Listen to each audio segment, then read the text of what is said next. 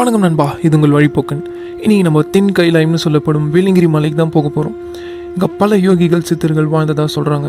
சிவபெருமான் இங்கே வந்துட்டு போனதாக கூட சொல்லப்படுது. பிரபஞ்ச பேராற்றல் கொட்டி கிடக்கிற நம்ம வெள்ளிங்கிரி மலைக்கு போயிட்டு வந்தால் நம்ம வாழ்க்கையில் பெரிய அற்புதங்கள் நடக்கும்னு சொல்லப்படுது. இந்த ட்ரெக்கிங் எனக்குலாம் வாழ்க்கையில் மறக்க முடியாத வேறு லெவல் எக்ஸ்பீரியன்ஸாக இருந்துச்சு. இந்த லொக்கேஷனுக்கு எப்படி போகிறது, இந்த ட்ரெக்கிங்க்கு எப்படி நம்மளை ப்ரிப்பேர் பண்ணிக்கிறதுன்னு எல்லாத்தையும் டீட்டெயிலாக பார்க்கலாம். வீடியோ ஃபுல்லாக ஸ்கிப் பண்ணாமல் பாருங்கள் நண்பா.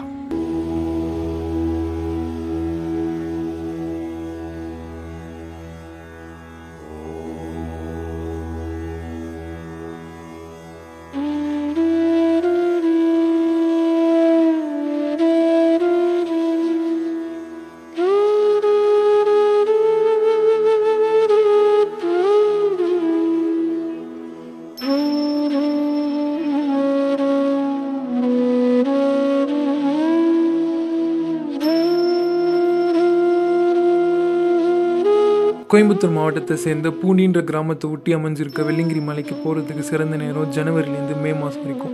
மகாசிவராத்திரிக்கு ஒரு 10 நாள் முன்னே பக்தர்களுக்கு திறந்து விடுவாங்க.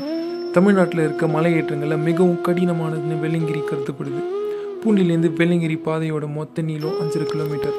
நாங்கள் வெள்ளூர் டு கோயம்புத்தூர் ட்ரெயினில் வந்தோம். மேக்ஸிமம் ஒரு 6 hours ஜேர்னி. மார்னிங் கிளம்புனா நைட் நம்ம மலை ஏற ஆரம்பிச்சிடலாம். கோயம்புத்தூர் ரயில்வே ஸ்டேஷன்லேருந்து காந்திபுரம் பஸ் ஸ்டாண்ட் போயிட்டு அங்கேருந்து பூண்டி போகிற பஸ் மூலியமாக நம்ம வெள்ளிங்கிரி அடிவாரத்துக்கு போயிட முடியும். ஃபெஸ்டிவல் டைமில் இங்கே நிறைய பஸ் இருந்தாலும் நார்மலாக இங்கே 2 ஹவர்ஸ்க்கு ஒரு பஸ் தான் சொல்கிறாங்க. 14D அப்புறம் 14E மாதிரி பூண்டி போகிற பஸ் வெள்ளிங்கிரி அடிவாரம் போகும். காந்திபுரம் டு பூண்டி பஸ் ட்ராவலில் பசுமையான நிறைய மலைகள், தென்னை மரங்கள்லாம் பார்க்க முடியுது. கண்ணுக்கு குளிர்ச்சியாக ரொம்பவே அழகாக இருந்துச்சு.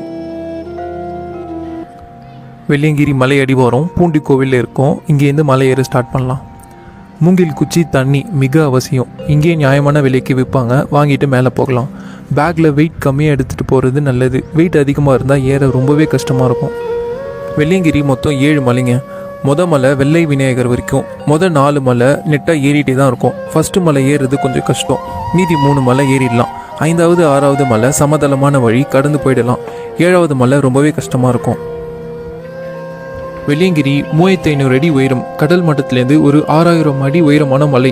தமிழ்நாட்டிலே பெரிய மலைன்னு கூட சொல்லலாம். மலையில் சுற்றி மூங்கில் மரங்களாக இருக்கும். மலை ஃபுல்லாக நெட்டாக படிக்கட்டாக ஏற கொஞ்சம் கஷ்டமாக தான் இருக்கும். சிவனே துணை நினைக்காம பொறுமையாக ஏறி போயிட்டே இருக்கலாம் வாங்க. மலை முடிகிற இடத்துல ஒரு வெள்ளை விநாயகர் வரும். இந்த கோவில் பார்த்த உடனே நம்ம மலையை முடிச்சிட்டோன்னு உணர்ந்துக்கலாம். 2வது மலையில் இந்த மாதிரி மரம்லாம் விழுந்து பாதை கொஞ்சம் கடினமாக தான் இருக்கும். அதெல்லாம் பார்த்து தான் நம்ம போகணும்.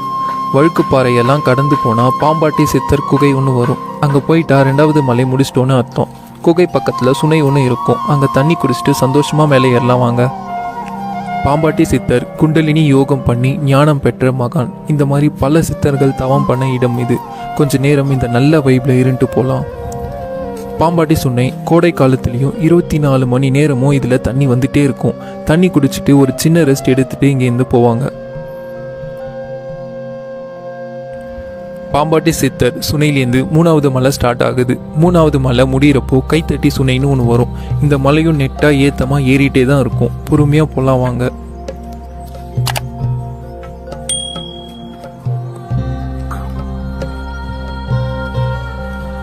சிவராத்திரி டைமில் அங்கங்கே கடைங்கள்லாம் போடுவாங்க.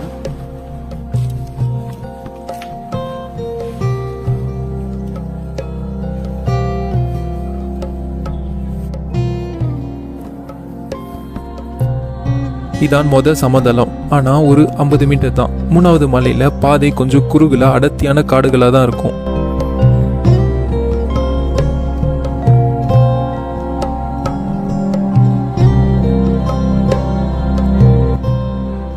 அடர்ந்த மரங்களை கொண்டது 3வது மலை. நிறைய மூலிகை வாசம் கொண்ட சுத்தமான காற்று.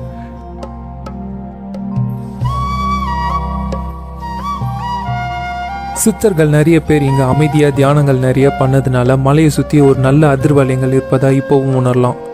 பாசிட்டிவ் வைப்ரேஷன்ஸ் நிரம்பி இருக்க இந்த மலையை ஏறி இறங்கினா நம்மக்கிட்டையும் அட்ராக்ட் ஆகிறதுனால நம் எண்ணங்களும் செயலும் நல்லதாக அமைஞ்சு நம் வாழ்க்கையில் நல்ல விஷயங்கள் நடக்கும்னு சொல்கிறாங்க.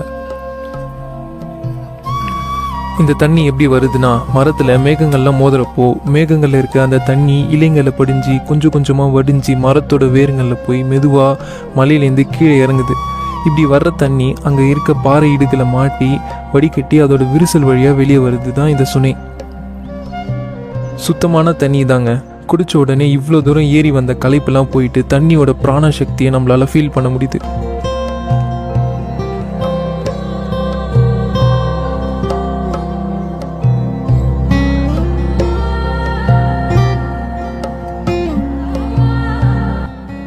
நம்ம மேலே ஏறி இறங்க 1 டே கிட்ட ஆயிரும். என்ன சாப்பாடு வேணுமோ நம்ம தான் எடுத்துன்னு வரணும். அதே சமயத்தில் வெயிட் அதிகமாக ஆகிடாமையும் பார்த்துக்கணும். மூங்கில் குச்சி இறங்குறப்போ கண்டிப்பாக தேவைப்படும். மூங்கில் இல்லாமல் இறங்கவே முடியாதுன்னு கூட சொல்லலாம். டார்ச்சும் தேவைப்படும். இப்போ நம்ம 4வது மலை உச்சி அடைஞ்சிட்டோம். இங்கேருந்து கீழே ஒரு நல்ல வியூ கிடைக்கும். ஈஷா ஆதியோகி கூட தெரியும் பாருங்க.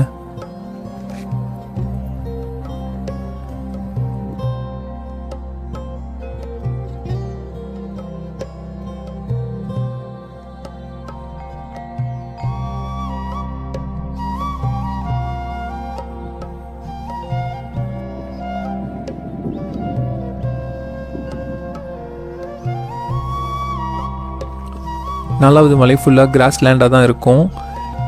இங்கே இருக்க மண்ணில் வெள்ளைய விபூதி மாதிரி இருக்கும். நிறைய பேர் உடம்புல பூசிப்பாங்க, வீட்டுக்கு கூட எடுத்துகிட்டு போவாங்க. 5வது மலை ஃபுல்லாக ஃப்ளாட்டாக தான் போகும். இந்த சமதளமான பகுதியை கடந்து போனால் 6வது மலையில் ஒரு சின்ன இறக்கம் ஒன்று வரும்.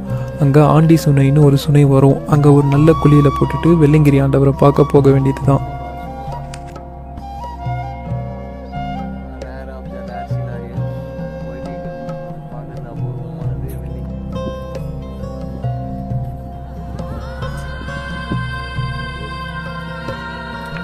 ஆல்மோஸ்ட் 5வது மலை முடிகிறப்போ ஆண்டவர் காட்சி அளிப்பார். அதோ தெரியுது பாருங்க, இதாங்க வெள்ளிங்கிரி 7வது மலை. அற்புதமான காட்சி.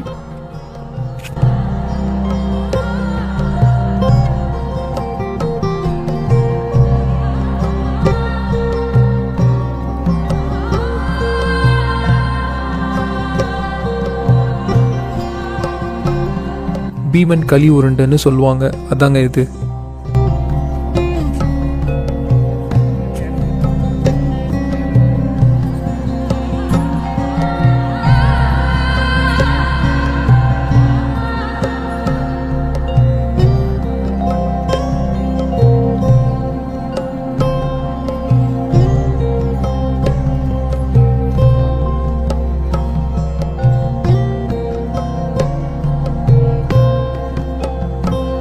ஆறாவது மலையில் ஒரு சின்ன இறக்கம். இங்கே தான் ஆண்டி சுனை.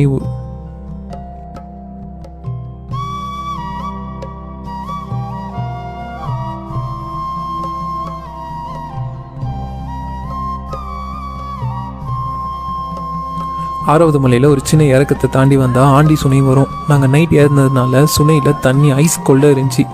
முழுகி எழுந்த உடனே ஷாக் அடித்த மாதிரி எல்லா டயர்ட்னஸ் வலிலாம் போயிடும். 7வது மலையை நோக்கி போக ஒரு புது தெம்பு கிடைச்ச மாதிரி உணர்ந்தோம்.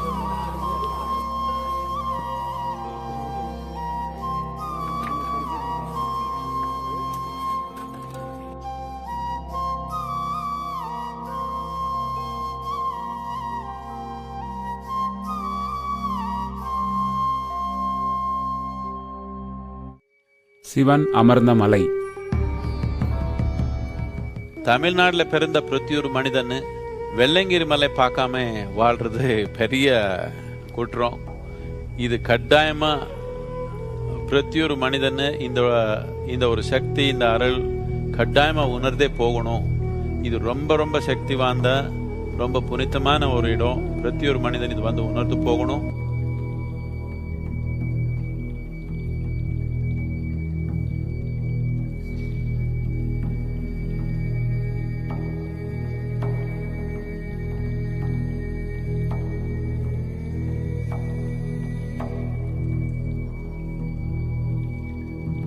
மேகக்கூட்டங்களுக்கு மேலே மிதக்கிற மாதிரி ஒரு அனுபவம்.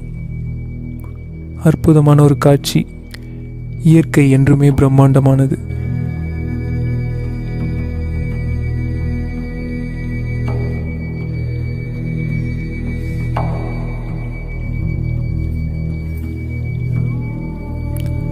மேகத்துக்கு கீழே இருந்து மேகத்துக்கு மேலே வர வெள்ளிங்கிரி பயணம் மறக்க முடியாத ஒரு அனுபவம். நம்ம வெள்ளிங்கிரி மலையின் இயற்கை அழகை வார்த்தைகளால் சொல்ல முடியாது நண்பா.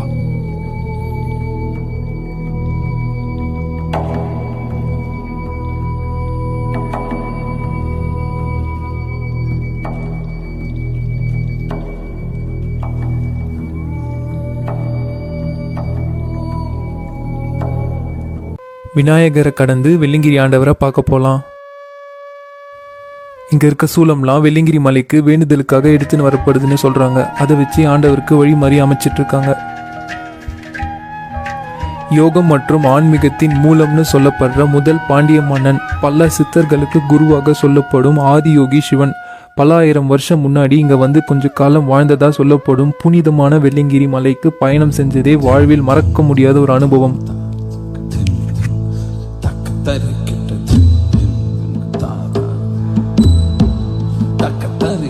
இவர் தான் நம்ம வெள்ளிங்கிரி ஆண்டவர்.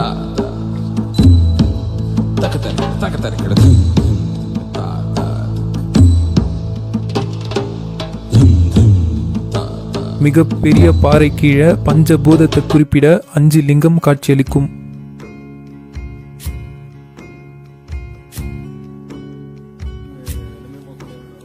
சிறுவாணி ஆறு போற வழி அந்த பக்கம் இருக்க மலையெல்லாம் கேரளாவை சேர்ந்தது. சித்தர்கள் நிறைய பேர் இங்க அமைதியா தியானங்கள் நிறைய பண்ணதுனால மலையை சுத்தி ஒரு நல்ல அதிர்வலைகள் இருப்பதா இப்போவும் உணரலாம். பாசிட்டிவ் வைப்ரேஷன்ஸ் நிரம்பி இருக்க இந்த மலையை ஏறி இறங்குனா நம்ம கிட்டேயும் அட்ராக்ட் ஆகிறதுனால நம் எண்ணங்களும் செயலும் நல்லதாக அமைஞ்சு நம் வாழ்க்கையில் நல்ல விஷயங்கள் நடக்கும்னு சொல்கிறாங்க. இவ்வளோ கஷ்டப்பட்டு மேலே போய் என்னடா பார்க்க போகிறோன்னு கேட்டிங்கன்னா மேலே போய் பார்த்தா தான் தெரியும்னு ஈஸியாக சொல்லிடலாம். மேலே ஏறி போகிற அந்த எக்ஸ்பீரியன்ஸ்க்கு தான் எல்லோரும் இங்கே இருக்காங்க.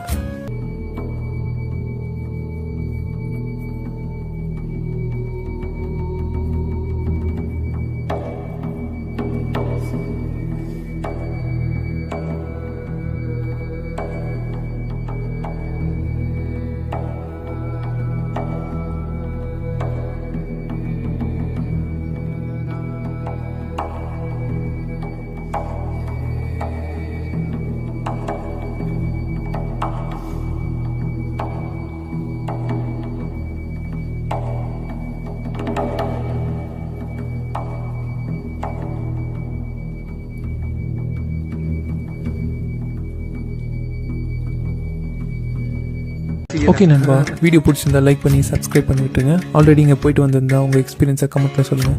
அப்படி கூட வந்த ஃப்ரெண்ட்ஸ்க்கு வீடியோவை ஷேர் பண்ணி விட்டுருங்க நண்பா. புதுமலைக்கு போகலான்னு ஒரு ஐடியாவில் இருந்தீங்கன்னா பிளான் பண்ணிட்டு கண்டிப்பாக போயிட்டு வாங்க கைஸ். இந்த மாதிரி நிறைய வீடியோஸை நான் போட்டுகிட்டே இருப்பேன். எனக்கு தேவையானதெல்லாம் உங்கள் சப்போர்ட் மட்டும் தான் நண்பா. நம்ம வழிபோக்க சேனலை மறக்காமல் சப்ஸ்கிரைப் பண்ணிக்கோங்க. உங்கள் ஆதரவுகளை எதிர்நோக்கி அன்புடன் உங்கள் வழிபோக்கன்.